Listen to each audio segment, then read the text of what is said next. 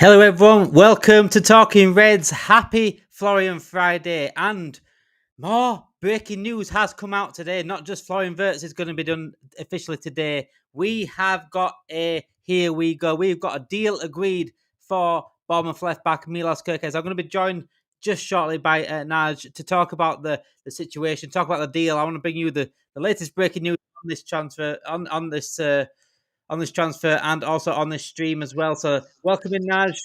Hi, Milan on Following Friday. Following Friday is just getting better and better and better. And we have got, and here we go for Milos Kerkez. So David Ornstein has come out and said Liverpool reached an agreement with Bournemouth to sign Milos Kerkez. The deal for the left back is worth around £40 million plus now on the documentation stage for the deal. So they're going to be talking about the contract. The contract's expected to be about 5 years contract, undergoing a medical, obviously, probably with next week now. Obviously, someone's already using that medical facility today. I don't know who, but someone is already using that medical facility today. So it might not be another any room for Milos Kerkez today. So yeah, Milos Kerkez, done deal. Here we go. Whatever you want to call it, there we land. Whatever you want to say. The deal has been agreed. £40 million transfer fee, 5-year deal. Naj, how are you feeling, my friend? I'm okay. Sorry, I'm a bit rushed. Someone literally rang the doorbell as I started to come on stream then.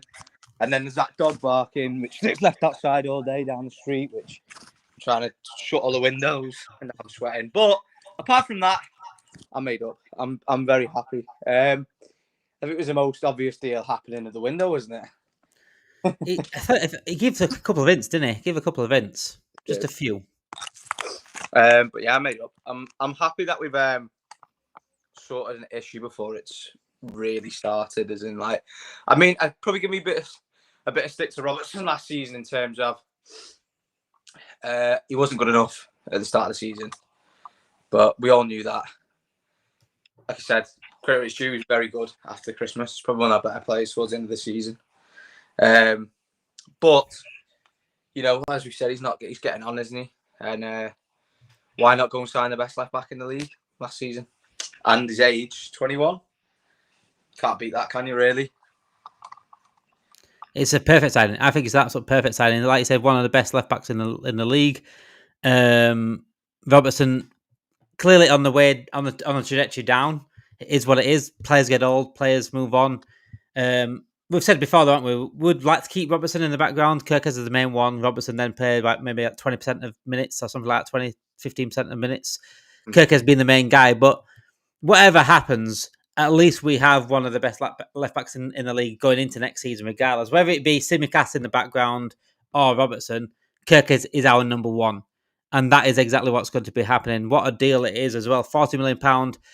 Bournemouth were trying to hold out for £45 million. A bit like the Wirtz deal with Bayer Leverkusen tried to hold out for under £26 million.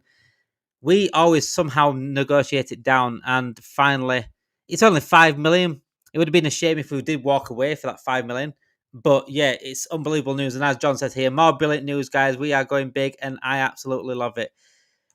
Big up John, says Jen, for John on the chat, but also big up John Henry as well for allowing this to happen for once, because this is it's. I'm seeing Liverpool players. I'm seeing Liverpool fans in absolute shock online. I'm like, what's actually going on here? We're not used to this. I mean, today is Florian Friday. We didn't need a deal agreed today. We didn't need this news today to cheer us up. It was Florian Friday. What this has been is imagine just having a nice ice cream, right? A nice ice cream from the thing. Oh, you want an extra bit for free? You want an extra ice cream for free? It's literally buy one get one free today. I can better that. It's like, well, I did ice cream because of the weather. I think it's just appropriate right now for the weather. I can better having aircon in a UK house. Oh, it's absolutely. I'm sweating. I've got a fly. I don't know if you can see the fly. The fly's doing my nutting. These flies recently, I've had about 5 or 6 flies coming in the house, in and out. Trying to get rid of them, it's hard. But yeah, I think it's gone now. If I've opened the window, so it has gone. But yeah, welcome in. Ham is in. This is beautiful. It absolutely is beautiful. I don't know what you're talking about there, Ham. The deal or the weather? Both. I know you're talking about both. But yeah, what a brilliant news day today. Obviously, Wirtz will be agreed hopefully this afternoon, official this afternoon. We will be live again for that when it is official. We'll let you know as soon as it is official. We're also live tonight at 7 o'clock for Red Zone. Hi all, hi Prakash, how are you feeling? Let me know, chat, how are you feeling about this breaking news? Milos Kerkez deal agreed, £40 million. A good price, Naj. Very, very good price. Well, all I put it down to is look how much Chelsea signed Kukurea for. 62. Who's better? Kerkez. It's just a good deal, isn't it, at the end of the day? I don't think Kukurea is bad, by the way. I think he's decent, but look, getting a very high quality player at 21 years of age, ceiling's high, played in Holland as well, played in the Dutch league for AZ Alkmaar. I don't. I feel like Slot. It's so weird, isn't it? Like we were talking. I've spoken on my stream like last year. I was like, "Oh, Slot might be a bit of a yes man." He isn't, is he? What's this? He's like, "I want this guy." I don't know if he's saying this. He must want players. Like he must have put like a list down and said these are the players I want, or must have spoke to Edwards and Hughes. I mean, they're the master. Well, Edwards is the master in the,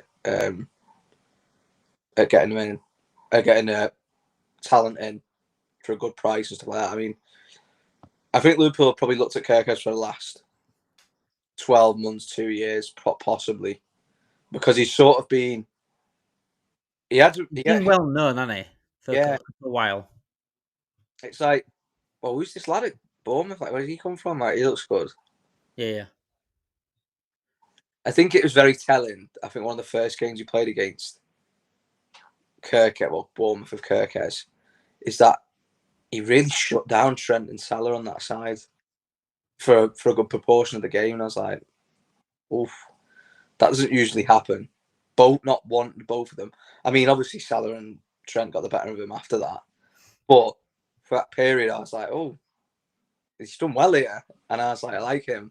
And then obviously, I think a lot of people always kept their eye on him, sort of, because he's just, the way he plays is not, like, there's many left backs in the Premier League, and there's many that come and fail, many that do okay and stuff like that.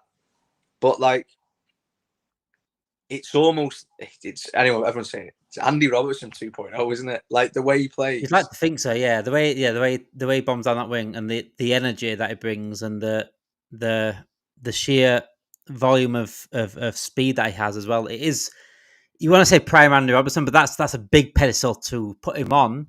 So I'm not going to say he's like, oh, he's going to be that. He's going to be prime Andy Robertson here, but he's got the attributes to be similar to prime Andy Robertson. Yeah, whether he hits that sort of level, that's to be known. Yeah, it's like what I'm trying to relate it to is like sort of when Hull was in the league that season and Andy Robertson was there. I think he caught the eye of a lot of people, even though that Hull defense was mainly people focusing on like Harry Maguire and I think people were more focusing on Harry Maguire and stuff like that. But that Robertson was sort of like one of them players that you look at and go, oh, interesting. And then he comes into, look, I'm fully for like buying players that are Premier League proven. I think there's not as much risk buying Premier League proven players. Yeah, and it's very rare you get them cheap, really. I'd say £40 million for a Premier League proven player. I know it's only been a year, but for a Premier League proven player, £40 million is quite cheap for one of the best in his position in the league as well. I mean, like I said, he has been known for quite a while. I think when he was at Milan under 19s, he was well known. He was quite a lot of teams around Europe looking at him at that point. Obviously, went to AZ Alkmaar and impressed there. Bournemouth got him over. It's a bit like quite similar to the Huijsen sort of thing. Huijsen did his bits in Serie A, didn't he? And then came over to Bournemouth. Now he's at Real Madrid. As Jen said here, we are smashing the business now. Smash the likes, guys. It would help us out massively if you could hit that like button. For what better day to hit that like button? Florian Wirtz Friday, Milos Kerkez done deal, and Red Zone. That's a Friday. We all love Fridays. We all love the Red Zone and on the Friday night. So get involved in that. I'm like that clip of Ronaldinho licking his lips waiting for this season to start. I know exactly what you're on about there, Dazza. Gomez will stay, says Leif. Yep, Gomez is set to stay as well. Obviously, Quanta going out the door. We can't have too many going out the door, especially at the defence side. Yeah, I am absolutely looking forward to next season. And I'm missing football. And what got me yesterday was when I saw someone post about a flight on, when those flight watchers that are on Twitter looking at like first flight. It's like, please give me football back. Please just give me football back. I don't want to be talking about flights and stuff. Give me football. And Vert's coming in, Kerkez coming in, Frimpong coming in, and we aren't stopping here. That's the best bit about it. We are not. It doesn't seem like we're stopping. A centre back needs to be brought in because obviously Quanta's going. A striker is going to be brought in, and hopefully more. I still need a CDM for me personally, but this is. How are you feeling, Ash? Because I've never felt this satisfied with what business we are doing. Yeah, I'll tell you, do you want to laugh at something? I had someone message me on TikTok saying, can you see what flight Verts is coming into Liverpool in? I was like, no. We need football back. We just need football back. Just give me football back. Any football. Friendlies, give me some fun football back. I don't want to be talking about flights.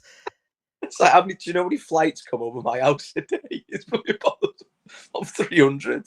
Get your telescope out. Which one Florian's on? Yeah, that's what. Honestly, I'm just made up with the whole transfer. To be honest, though, I just think this is what we've asked for, haven't we? We've just asked for this for years, and it's happening now, which I'm happy about. It's not happening when we're chasing the pack. We are the top of the pack. We're top of the card. Yeah. And we're setting the president. We're literally setting like, if you want to come chase us, you have to do it the hard way.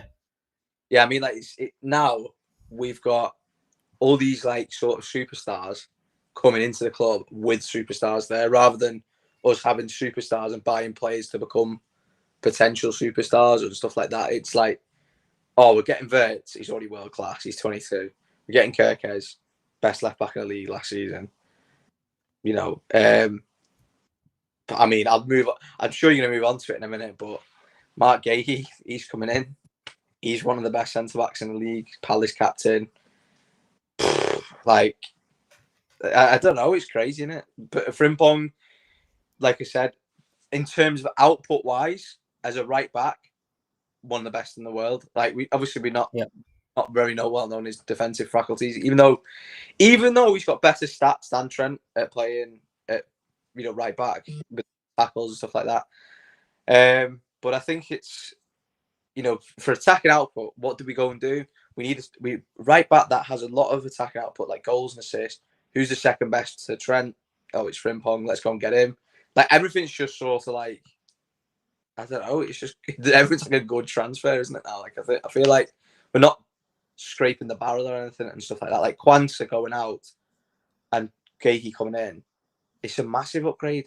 Like, it's just normally at this stage of the transfer window, this stage we've normally probably bought one, and then that's it. Then we don't hear anything for like weeks and weeks and weeks, and we end up getting a couple, maybe one or two over the line late on. Sometimes a panic one, and we just linked with everyone and anyone. We said, we want a midfielder. We end up buying a striker and said, we don't want a midfielder anymore. We end up leaving ourselves short, and finally, it just seems like, you know what? And I still think we do leave ourselves slightly short. I still think we don't get a CDM. I think we need a CDM, but we're not far short. Because usually we're like 2 or 3 players short. I don't think we're going to be that. I think it'll be maybe one. But I'm happy with that. I can live with that. Yeah, I think with the midfield, like, I think because we feel so good last season, and there must be something where Slot. That there's no issues really in midfield apart from the fatigue, which was because he played the same midfield all season. He must trust in Bacetic, I think, and I think he might trust a little bit more in Endo next season, because I think if Endo was going, he'd have gone by now as well. I think he's going to keep hold of Endo, because I think he knows that Endo offers something that not a lot of players will do. Won't moan on the bench, just come on the pitch and just plays art out for the last 20 minutes of a game. I know you go, Endo got a League Cup game. It's Peterborough. Do you want to play centre back? Yeah, you know what I mean. Like, it's just hope we don't draw Plymouth again. Yeah, true. Do you know what's crazy about that game? He was the best player, wasn't he, Endo? Yeah, well, it wasn't hard to be honest. I think us two could have been best players on that pitch that day. It was just mental, though, wasn't it? Like, you think of all them players in that pitch. There was, like, coming on that pitch, the players, obviously, it wasn't the start 11, but star-studded players in that list. Studded players. We had Elliot on. We had Jota, Nunes, Jota, Case, Chiesa. Jones, all them players. Simicast, all the players on that pitch. But, you know, they're the ones that are meant to be fighting, all meant to be Liverpool's first choice in that position. And they were. And Endo's the fella who sits on the bench playing centre back, doesn't say nothing, and still has a belter of a game. So it just annoys me. But I like the fact that Endo's that's there. So I think hopefully Bajcetic comes back in a good period. I hope he comes back sort of. You know, I'm more looking at when we look at the tape. I think you probably looked at this yourself. Looking up until December, so the first half of the season, I think that slot's probably going to just go railroad again, just go mad, play the strongest squad, just win, and then January when everyone's having a little break in Europe, play Bajcetic and stuff like that Potentially, Endo in the Prem, because I feel like what was really good about us last season is realistically we won the league in the start of December, didn't we? Really, like the mid-December, because we were so far ahead, but we didn't rest. Which obviously you didn't want to. I get it, it's his first season, but next season I believe we can rest because I think we've got the players for it now and the cover. I mean, look at Gay. If he comes in, I'll be made up. And Beefy, I say, if you're also thinking about adding another club to their portfolio, what are your feelings on this? Sorry to change the subject. It's all right, Beefy, absolutely fine. It's a good question. It's a valid question. And I'll ask what I think about that is I don't mind how many clubs they have, as long as they do show some ambition at Liverpool and show that they care about Liverpool, then that's what matters. And you're seeing now with Red Sox fans kicking off, you know, they've sort of realised that they've not shown them a little bit more. Not attention, but it sounds weird. It sounds like it's children. FSG's children, but we're not. You know, if you got business, you got to care about each business. You got to make sure you're doing enough for that business. If they want to go buy a Getafe for example, just make sure whilst you concentrate on Getafe, make sure you don't forget us. And that's right now. This is what happens now when you actually concentrate on. Yeah, let's get this business going. And look, I'm not a fan of football clubs being ran like businesses, but they are businesses. Football clubs are a lot more than businesses, though. That's what ownerships don't realize. Football clubs are like a religion in a way. There's passion, there's feelings involved in terms of fans. Yes, make money, but it's more than that. Sport's more than that. So make sure you do enough to ensure that the business is not failing. And we have had in the past been brilliant business wise, but if you think about as a business, were we succeeding as a business? In terms of making profit, yes, but in terms of, like I said, sports is about winning. Yeah, that's what adds to it. You don't, Asda might, for example, make profit, but they're not on about winning stuff. They're not about making profit. A great example of making profit and stuff, and like, you know, we have been good at business because we have won stuff, but we'd have liked to have won more. So even being greedy is just what it is. But you look at a club like Manchester United, because they're so big from previous ownership of winning things and stuff like that, and you know the commercialization of football really in the 90s with the Premier League and stuff like that. Like whoever owns them, like this Ratcliffe who owns them, he's never going to lose money. You're never ever going to lose money on it. Too much, yeah, because it's just too big. Like they could buy crap players, which they have, for nothing for the next 10 years, and they still make money. They could sell a club in 10 years' time and still make money on it. And that's the way certain clubs are. You know, what we've probably done is probably different to like a lot of other clubs. We've, you know, sort of been sell to buy scheme, which we've had, which obviously frustrated us as fans. But obviously, if you turn around, the way I say it, if you turn around and say, when we sold Coutinho, if you could have a time machine and said, listen, you'd have won 2 Premier Leagues, Champions League, yeah, you know, an FA Cup, 2 Carabao Cups in the net. You know, you're going to sign Van Dijk and Alisson with this money. You know, in the next 7-8 years, you know, win that, you'd be like, nice one. You know, obviously Club World Cup. I dread to think where would be without that Coutinho sale. Oh, we'd be knackered. We'd be absolutely in the bin. Because the sell to buy wouldn't have worked. We do end up selling Salah and stuff, at one point. Yeah. Email, not Mane, something like that. And then we'd have tried to bring I don't think Klopp would have probably. I mean, Klopp would have been successful, just probably not to the degree he was successful. Yeah. But I think that if you get, I don't know, there is sometimes though where we have been more business over sport and accolade, which is what we're obviously talking about, isn't it? When we get to like we could have won another Champions League if it was one more player there, like one more decent player. Yeah. We could have won the League. It's just. I think it's not even just about not capitalizing on and winning more. It's the fact that we dropped off.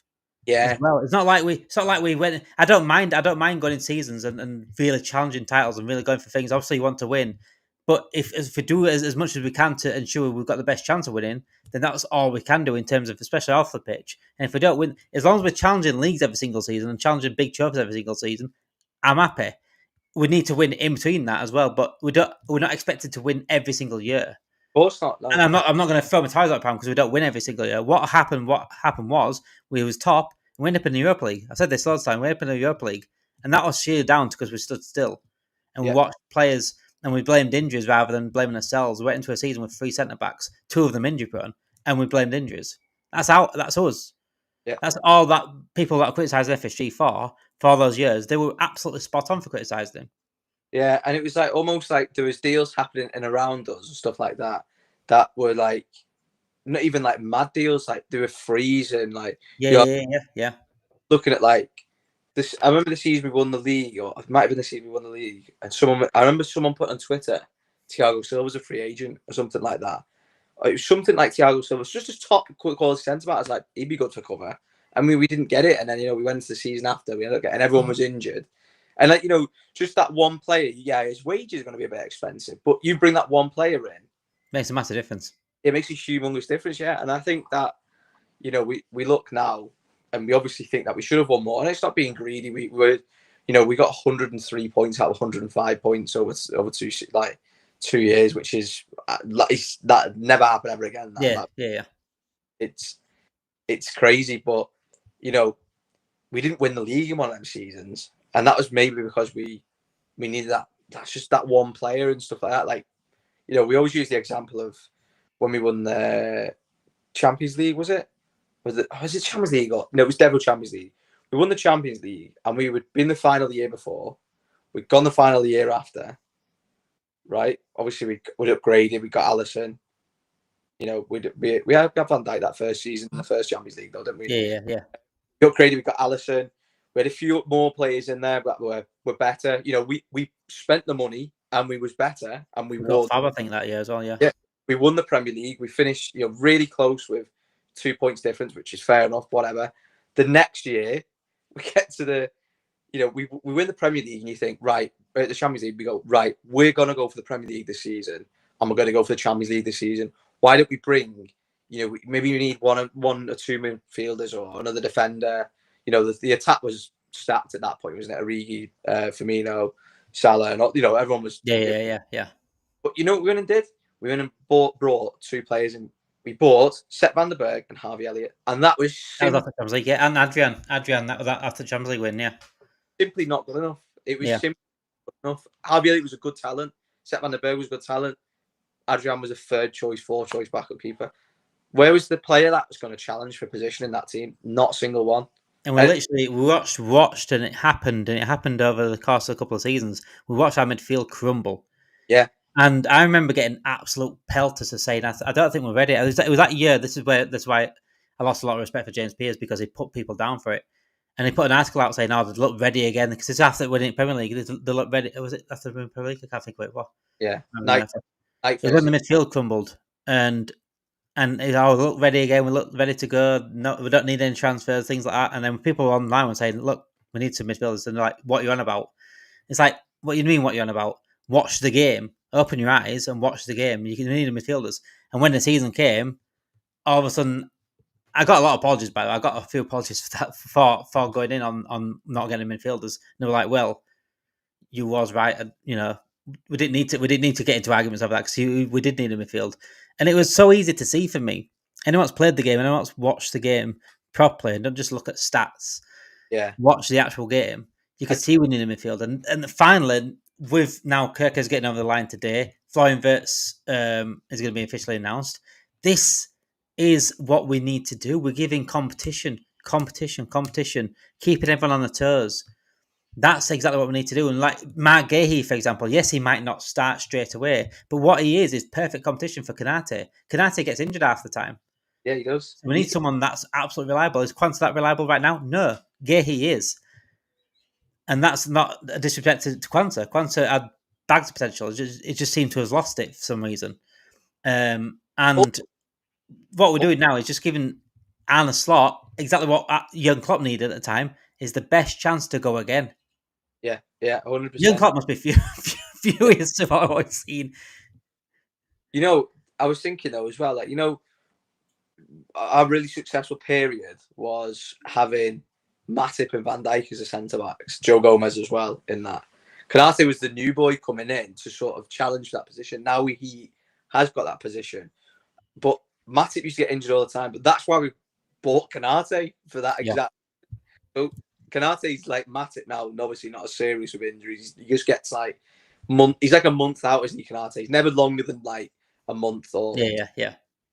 But you know, Matip be out for like 5 months at a time. But you know, Canate's the injury-prone centre back. Let's just say that he is that now. Where you know, Mark Gahey, you bring him in, he challenges Canate for that spot. Like, it's healthy competition because Canate's not going to get dropped for Quanta, and he knows it.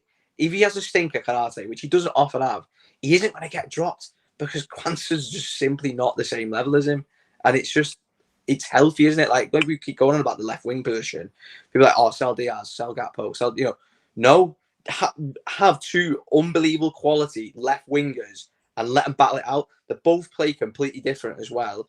So that's so healthy to have that in your team. Like, look at all the most successful teams over the past, I don't know, hundreds of years. They've always had two players in a position battling it out to get into the team, and that's just the way it is. And I like that we have that. And we were told by some fans, I was saying, well, are they going to come in and sit on the bench? It wasn't. It's not like that. Diaz didn't come and sit on the bench. Diaz, we already had Mane at the left wing. Diaz didn't come and sit on the bench. Diaz came in there to prove his point. Simicast at the time, he didn't come and sit on the bench. He came in with an idea to battle Robertson, and did for a little bit because Robertson dropped off a little bit. But you know, we need competition. We need healthy competition, like you just said there. And funnily enough, now really, and people are saying like, "Oh, where's the apology for FSG?" This is all we've asked for, right? All this time, and not only that, it also proves that we have been able to spend over the years. We just haven't sanctioned it. It's just funny, yeah. All people used to say is we can't afford. We're not just going to bring in players for the sake of it. We're showing now we can bring players in. We are a superpower. We can act like a superpower if we want to do. Yeah, it's funny. Probably blame Klopp now, aren't they? Yeah, people are weirdos. People. Do you know what I was going to say? Actually, I was thinking about this. I was just thinking about this when he was talking about, you know, the season we won the league. We did bring a quality midfielder. We brought Thiago in, didn't we? But I didn't think that was enough at the time either. But I was thinking when Pep Linders sort of started putting his face on things and stuff like that. That was when we started to I'm not blaming Pep Linders fully here, but do you not think that's sort of when we changed the system and the way we was playing for some reason?